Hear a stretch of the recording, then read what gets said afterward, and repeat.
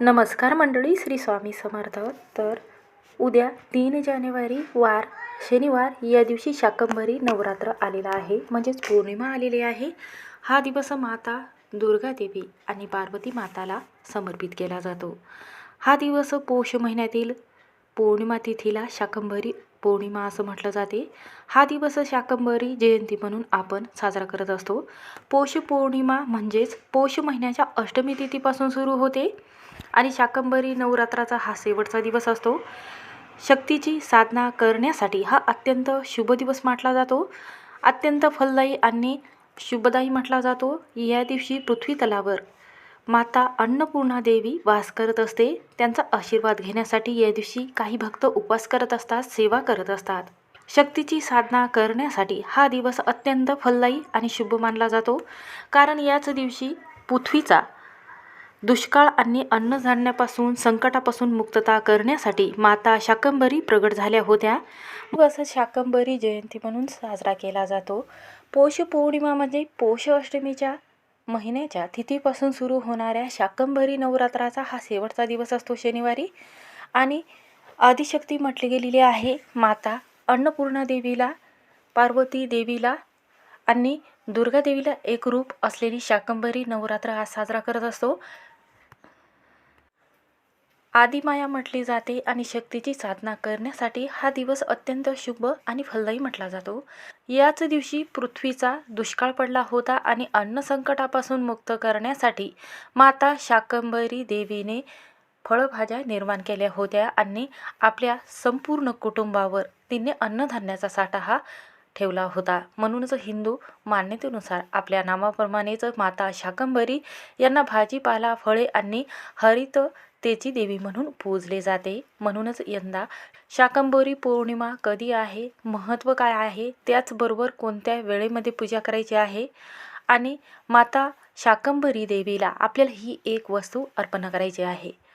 आणि ही वस्तू अर्पण केल्याने आपल्या घरामध्ये सुख, संपत्ती, पैसा येऊ लागेल, कर्ज कमी होईल, साडेसाती दूर होईल आणि बाहेरची पीडा, शत्रुपीडा, नकारात्मकता दूर होईल. प्रत्येक कामामध्ये आपल्याला यश मिळेल आणि घराची, पतीची इतकी प्रगती होईल की प्रत्येक कामात त्यांना यश मिळेल. घरामध्ये लग्न कार्य लवकर ठरेल, शत्रुपीडा व कोणतेही त्रास जे आहे, आजारपण आहे, तर ते कमी होईल. असा अत्यंत प्रभावी जो उपाय आहे तर तो शेअर करणार आहे. त्यामुळे व्हिडिओ हा शेवटपर्यंत नक्की पहा. चॅनलवर नवीन असाल तर नक्की सबस्क्राईब करा.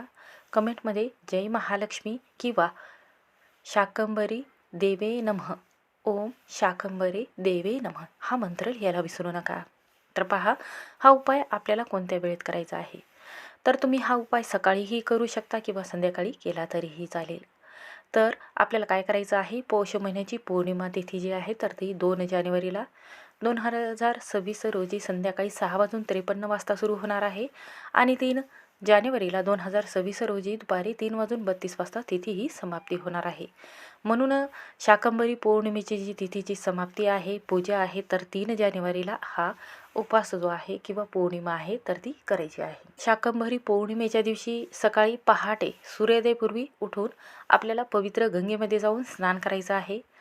बरेच जणांना पवित्र गंगेमध्ये जाणं शक्य होत नाही, तर त्यांनी काय करायचं आहे, आंघोळीच्या पाण्यामध्ये हळद आणि आपल्याला इथे काळे तीळ घ्यायचे आहे आणि मिक्सरमध्ये बारीक करायचे आहे आणि त्यानंतर आंघोळीच्या पाण्यामध्ये टाकायचे आहे आणि एका वाटीमध्ये त्यामध्ये हळद टाकायची आहे आणि याचं हळदीचं लेपन तयार करून घ्यायचं आहे आणि मुख्य उंबरवट्यावर लावायचं आहे, अंगाला लावायचं आहे आणि या पाण्याने आपल्याला आंघोळही करून घ्यायची आहे.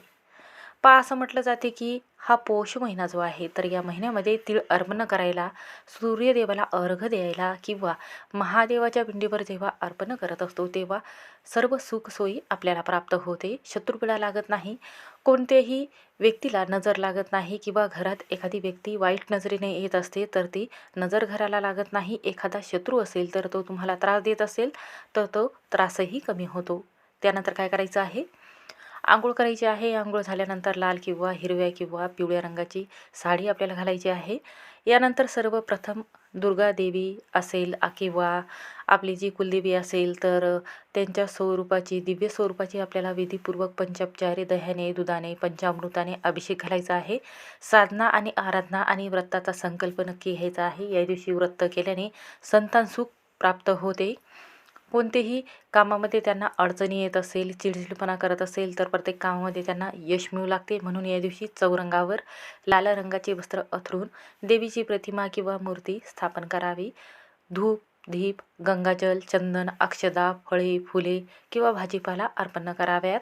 कारण भाजीपाला उत्पन्न केलेल्या देवीला भाजीपाला अर्पण न केल्याने आपल्याला भाजीपाला किंवा अन्नधान्य जे आहे तर ते कधीच कमी पडत नाही. देवीच्या प्रगट दिनाच्या दिवशी माता लक्ष्मीच्या विष्णू सहस्त्रनामाचं आणि श्री सुक्तमचं एक वेळा पठण करावं दिवा लावून आणि त्यानंतर आपल्याला हा उपाय करायचा आहे. शाकंभरी पौर्णिमेच्या दिवशी काय काय करायचं आहे तर या दिवशी लवकर उठून आपल्याला सर्वात प्रथम एक वाटी घ्यायची आहे. वाटीमध्ये थोडंसं गंगाजल, थोडीशी हळद आणि बारीक काळे तीळ वाटून आपल्याला याची पेस्ट तयार करून घ्यायची आहे. आणि त्यानंतर काय करायचं आहे, मुख्य उंबरवठ्यावर आपल्याला जिथे स्वस्तिक काढलेलं आहे तर तिथे आपल्याला काय करायचं आहे, या हळदीच्या सायाने तिथे आपल्याला चिमूटभर तांदूळ त्यामध्ये मिक्स करून या मुख्य उंबरवठ्यावर आपल्याला हे स्वस्तिक काढून घ्यायचं आहे या हळदीच्या सायाने. आणि त्यानंतर त्याची हळदी कुंकू लावून पूजा करून घ्यायची आहे. त्यानंतर आपल्याला गॅसचीही पूजा करायची आहे आणि तिथे या हळदीच्या लेपनाने ज्यामध्ये तीळ टाकलेले आहेत, गंगाजल टाकलेलं आहे, थोडंसं गोमूत्रही टाकायचं आहे. आणि त्यानंतर आपल्याला मुख्य उंबरवट्यावर आणि देवपूजा जिथे केलेली आहे तिथेही आपल्याला जे देवघर आहे त्यावर स्वस्तिक काढायचं आहे. कारण स्वस्तिक हे मांगल्य स्वरूप म्हटलं गेलेलं आहे. प्रत्येक कामामध्ये आपल्याला यश मिळण्यासाठी या दिवशी शाकंभरी देवीची कथा वाचली जाते. आणि त्याचबरोबर या दिवशी शाकंभरी देवी जी आहे तर पृथ्वी तलावर वास करण्यासाठी येत असते, आपल्याला आशीर्वाद देण्यासाठी असते. म्हणून मुख्य उंबरवट्यावर आपल्याला ह्या सेवा करायच्या आहे. त्यानंतर आपल्याला माता शाकंभरी देवीला या दिवशी खिरीचाच नैवेद्य दाखवायचा आहे. तांदळाची खीर बनवायची आहे आणि त्यानंतर आपल्याला चंद्राखाली ठेवायचे आहे. कारण चंद्र जो आहे तर तो आपल्याला जे त्याचे 16 कलांनी परिपूर्ण असलेले जे सूर्यकिरण आहे, चंद्रकिरण आहे तर ते आपल्या दुधावर किंवा खिरीवर पाडत असतात. ही खीर आपल्याला खिडकीमध्ये ठेवायची आहे आणि त्यानंतर देवाला म्हणजेच शाकंभरी देवीला अर्पण करायचे आहे. यामुळे काय होते की शाकंभरी देवीचा आशीर्वादही प्राप्त होतो, घरामध्ये सुख समृद्धी प्राप्त होऊन प्रत्येक कामात आपल्याला यश मिळत असते. म्हणून हा उपाय करून पहा, सर्व कामात यश मिळेल. श्री स्वामी समर्थ. व्हिडिओ आवडला असेल तर स्किप न करता शेवटपर्यंत नक्की पहा.